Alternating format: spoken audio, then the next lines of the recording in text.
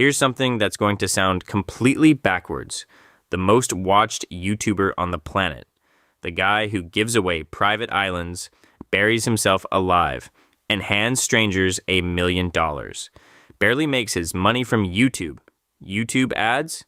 They might be the smallest slice of his entire empire. So, if it's not the ads, where is all that money actually coming from? By the end of this video, you'll understand exactly how Jimmy Donaldson, the guy the internet calls MrBeast, turned a camera and a crazy idea into a business machine, and why the one thing everyone assumes makes him rich is the thing he practically gives away. One quick note before we dig in, MrBeast has never officially confirmed his exact numbers, and the outside estimates are wildly different from source to source. Some say he makes tens of millions a year. Some say hundreds. So treat every figure here as a rough estimate, not a fact. The story holds up no matter which numbers you believe. That's what matters. Okay, let's start with what most people picture in their head. Billions of views. Ads playing on every single one of them. That has to be a straight-up money printer, right? Here's the first catch. Before a creator sees a single dollar, YouTube takes its cut. On a normal long video, YouTube keeps roughly 45% of the ad money for itself. So, that giant number you're imagining, nearly half of it is gone before it ever lands in his account. But here's where it gets interesting. Even the half that is left, he mostly doesn't keep either, because MrBeast is famous for one specific strategy. He pours almost all of that ad money straight back into making the next video. And his videos are absurdly expensive to produce. We're talking custom-built sets, huge crews, real cars, real houses, and giant cash prizes handed out on camera. By many reports, a single one of his big videos can cost millions of dollars to make. Sit with that for a second. The ad revenue everyone assumes is his profit is actually just his production budget. The ads pay for the show, and the show, as you're about to see, is really just one gigantic advertisement for something else. So, if the ad money is basically fuel for the machine, what is the machine actually selling? This is the twist that changes how you see everything he does. MrBeast is not a YouTuber who sells some snacks on the side. He's a snack company, and a toy company, and a media company. Auru. That happens to produce the biggest, most watched ads on Earth, completely for free. Start with the big one, Feastables. That's his chocolate and snack brand. And by most reports, it's become his single biggest moneymaker. Bigger than the ad money, bigger than the merch, bigger than almost anything. And think about why that works. A normal company has to pay a fortune for advertising to get people to notice its chocolate bar. MrBeast has hundreds of millions of people already watching him, and he can feature his own product without paying a cent for the airtime.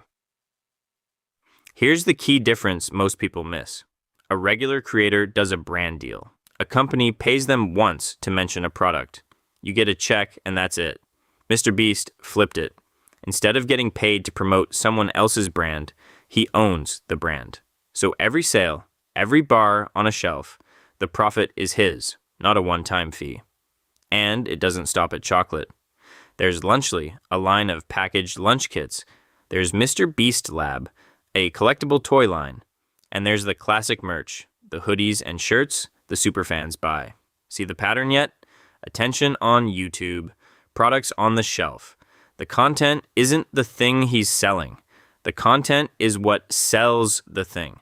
And lately, the empire has pushed way past products.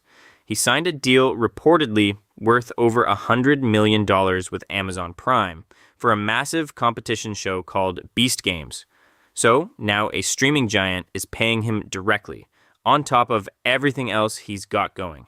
Then, in early 2026, he did something that genuinely surprised people. His company acquired Step, a banking app built for Gen Z, with reportedly more than 7 million users, a YouTuber, buying a fintech company. And fintech just means financial technology, apps that handle banking and money. So think about what that means. His audience isn't just watching his videos and buying his chocolate anymore. Now, some of them are literally banking with him. That's a customer relationship that can last for years, not just the length of a video. So let's zoom out. Why does any of this actually matter to you? Which if you're never going to give away an island? Because what MrBeast built has a real name in business. It's called a media to product pipeline. And once you see it, you'll spot it everywhere. Here's how it works in 3 steps. Step 1, make content that grabs enormous attention. Step 2, that attention turns into a built-in loyal audience. Step 3, sell that audience products they actually want to buy.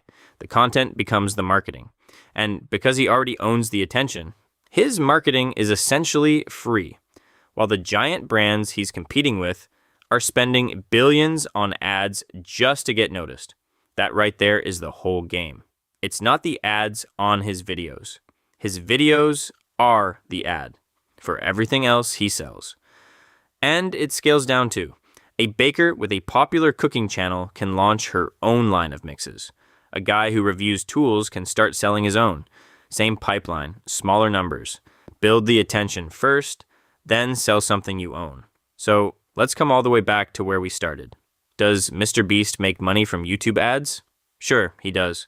But it might be the smallest piece of the puzzle. And most of even that never stays in his pocket, because it's already been spent making the next video. The real fortune was never in the views. It's in what the views are selling. He figured out something simple, but genuinely powerful. Don't get paid for the attention. Use the attention to sell what you own.